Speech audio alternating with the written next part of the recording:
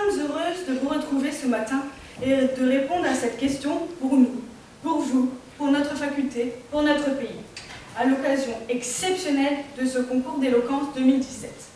Nous venons de vivre 5 années compliquées, d'une part au travers de nos années universitaires. Ouais, avec nos 3 heures de cours par semaine cette année, quand tu n'es plus capable de faire la différence entre le week-end, le milieu de semaine et les vacances, c'est un peu déroutant quand même. C'est vrai. Et d'autre part également sur le plan politique, à travers un quinquennat quelque peu mouvementé. Aujourd'hui, il nous est donc demandé de traiter le sujet suivant, les concitoyens. Le sont-ils vraiment ? Le choix n'a certainement pas été fait au hasard, car oui, nous sommes des étudiantes en master de contentieux, mais fiers de l'être. Commençons donc par être concis afin de traiter ce sujet sans être con. En tant que juriste, comme nos camarades l'ont rappelé, on a assimilé le fait que tout bon exposé commence par une définition des termes. Donc étymologiquement, voyons ce que signifie citoyen, con, puis concitoyen. Minute chez la science infuse. Le citoyen, issu du nom latin civis, est par définition un membre d'un État du point de vue de ses droits et de ses devoirs politiques. C'est une personne qui jouit et participe à la vie de la cité. Pour ce qui est de jouir, les citoyens ne sont, on le sait, pas les derniers. Mais pour ce qui est de participer, ces cons ne sont sûrement pas les premiers.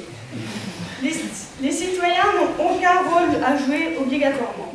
En ce sens, le statut juridique du citoyen est un statut de liberté. Un citoyen peut choisir de participer, on l'appellera un concitoyen actif, mais en réalité, on se retrouve plus souvent face à des cons passifs. Et en parlant de con, c'est bien plus difficile à définir. Au sens figuré, le mot con est un mot vulgaire, en général employé comme une insulte dans les pays francophones. On lui trouve des synonymes comme imbécile, idiot, débile, nièce, bête, demeuré simple et stupide, saut, couillon, benin, crétin, abruti, andouille, âne, bécassin, bûche-coche, bref, nombreuses qualifications sont possibles. Mais au sens propre, c'est un mot polysémique, un substantif trivial qui désigne à l'origine le sexe de la femme. Vous ne le saviez pas? Alors, messieurs, vous vous coucherez peut-être juste citoyen ce soir. Et qui sait, après avoir été pris pour un con, votre tour viendra peut-être de dire que le con a été pris par vous, pour votre plus grand plaisir. Et pour finir, qu'est-ce qu'un concitoyen? Le concitoyen désigne un citoyen du même pays ou de la même ville.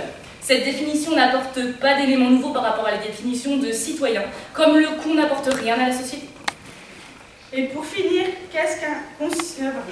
Ce matin, plutôt. Ce matin, exactement. Ce matin, le con sera à l'honneur, dans tous les sens du terme. Le moment est venu pour nous de développer notre raisonnement. Pour répondre à votre question, les concitoyens le sont-ils vraiment? Respectons notre syllogisme juridique, mais ne gardons pas nos langues dans nos poches et n'ayons pas de langue de bois. Les échardes, ce n'est jamais très agréable, surtout à cet endroit. Décortiquons avec vous les avantages acquis par la citoyenneté. On l'a compris, la citoyenneté permet à tous les Français d'être libres et d'avoir des droits et des devoirs. La liberté et les droits sont reconnus par la Constitution, la Déclaration des droits de l'homme et du citoyen de 1789, le préambule de la Constitution de 1946, la Charte de l'environnement et les principes fondamentaux auxquels ces textes renvoient. Ouais, le bloc de constitutionnalité, quoi, t'es compris. Ah oui, pardon.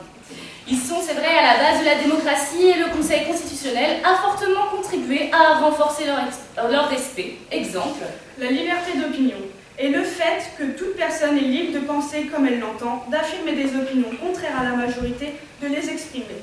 Même si aujourd'hui, un coup de crayon citoyen peut coûter un coup de kalachnikov. La liberté de culte permet à chacun de pratiquer sa religion. À l'inverse, c'est la liberté de cul qui permet d'entretenir des relations sexuelles là où on veut et avec qui on veut. Quoique certains hommes d'église ont voulu faire croire que le culte passait par le cul. Oh, doucement avec la liberté d'expression. Les concitoyens ont une liberté de circulation. Mais quand on pense qu'un con outre-Atlantique cherche à reconstruire un nouveau mur de la honte, on se demande si nous sommes tous des citoyens du monde. Les citoyens ont aussi le droit au respect de leur vie privée et familiale. Du coup, ces cons-là les débattent sur les réseaux sociaux. Facebook, Instagram, Twitter. Mais attendons-nous maintenant sur notre chère devise française. Liberté, égalité, fraternité. Bon, pour la liberté, on a donné un petit aperçu. Pour la fraternité, on peut dire que les citoyens sont tous des frères, qu'ils doivent tous s'aimer. que nos voisins les Vosgiens en ont abusé. Ils en sont même devenus consanguins. Concernant l'égalité, voyons, l'égalité homme-femme, n'en parlons pas.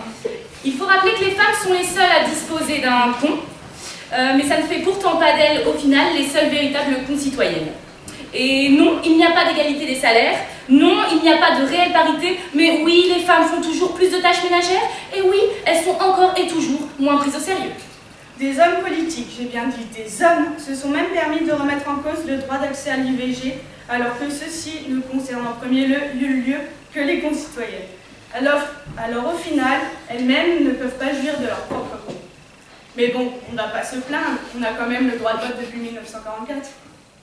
Droit de vote, parlons-en. Les concitoyens ne vont pas toujours voter alors même que c'est un devoir. Bien que le con voit souvent dans le droit de vote une contrainte plus qu'autre chose, le citoyen actif a un rôle essentiel à jouer. C'est au moment des élections que le citoyen apporte sa contribution majeure à la société.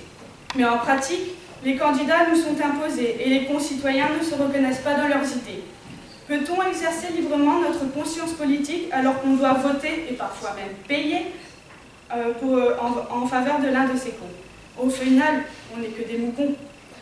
Par conséquent, la question n'est pas réellement celle de savoir si les concitoyens le sont vraiment, mais de savoir si les citoyens ne sont pas pris pour des cons.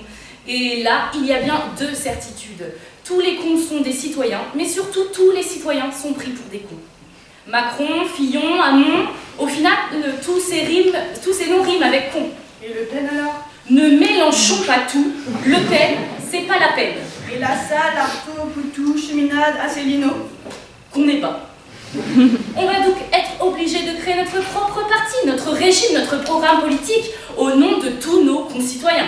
La Ve République ne fonctionne pas. La démocratie ne nous convient pas. Toutes les libertés sont bafouées. Doit-on en conclure qu'elles ne sont pas souhaitées par les concitoyens? Il faut partir sur une dictature.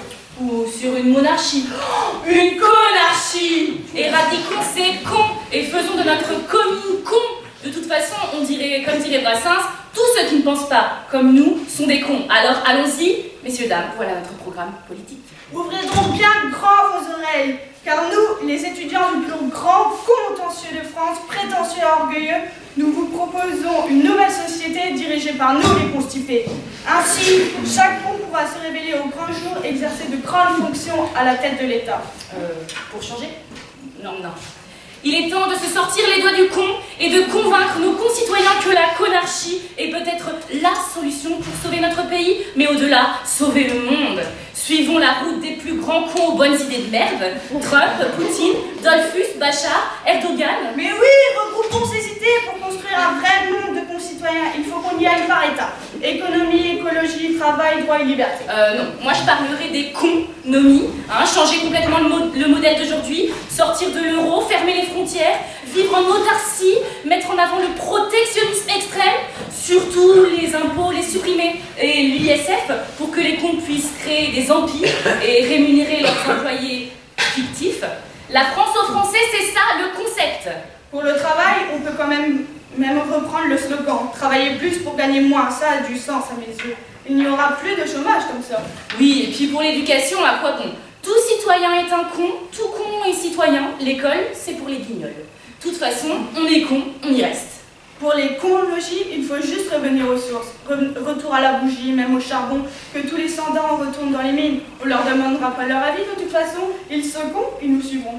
Et pour ce qui est de la Constitution, des droits et des libertés, c'est pas la peine d'en rajouter des tonnes. La loi du plus fort suffira. Faites ce que je fais, faites ce que je dis, pas ce que je fais. C'est comme ça qu'il faut montrer l'exemple. Pour tout ça, il nous faut un grand chef. Un vrai chef, Conticini. De nos jours, on nous présente des débats à l'américaine. Les candidats installés en cercle derrière leur pupitre. Vous me direz, si on rajoute des chaises, une table et des moules? Et des cons? Oui. La situation serait étrangement ressemblante au fameux dîner de cons. Il est mignon, monsieur Macron, il est méchant du con et bien.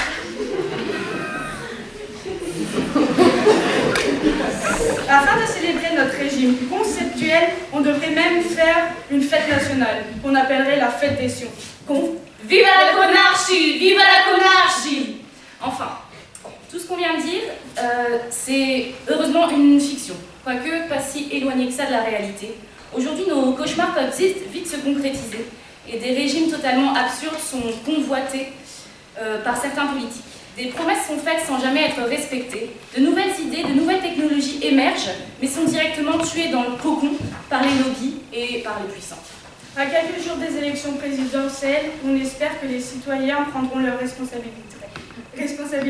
Voteront en conscience, en concitoyens, mais pas en cons. Certains chercheront à nous diviser pour mieux régner. Le peuple français n'est pas un peuple de cons, il peut agir et il doit agir en conséquence. Ne faisons plus du mot « con » un préfixe négatif, mais positif, en devenant compétent, convaincant, conciliant, conquérant, confiant, constant, convenable, consciencieux, convivial, compréhensif, content et plein de compassion. Bref, arrêtons avec ces jeux de mots à la con, mais concluons maintenant. Alors aujourd'hui, il faut leur répondre. Transformons ce casse-toi pauvre con en un avançons ensemble, main dans la main. Résister, que l'on soit citoyen, concitoyen ou simplement con. Ne cédons pas, battons-nous pour un monde juste et dans lequel nous serons enfin tous égaux. Luttons pour faire régner le respect et la tolérance. Unissons nos voix, nous devons rester soudés. Nous sommes le monde, nous sommes la vie, nous sommes concitoyens, nous resterons courageux. Chacun doit prendre ses responsabilités, il faut agir pour pouvoir guérir. Il faut agir tous ensemble. Aujourd'hui, nous devons être citoyens, cons peut-être, mais conscients, agir en véritable concitoyens. Vous allez nous dire, nous avons oublié les deux mots imposés, Mirabeau, tintinabulé, on ne connaît même pas. Mirabeau, nous avons été autoritaires. Aujourd'hui, femme d'allure, bien sûr. Masculine, je ne pense pas. Autoritaire, peut-être criarde, oui, bien sûr, je revendique. Tintinabulé en fait, j'en ai rien à foutre parce que moi je suis conne. Alors, si vous avez été convaincu, vous savez où foutre votre bulletin. Votez pour nous.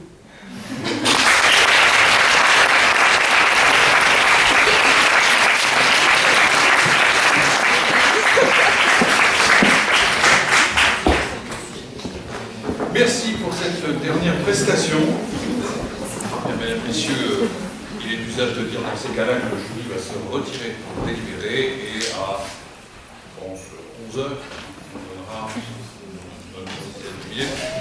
11h, on vous donnera le résultat ici même.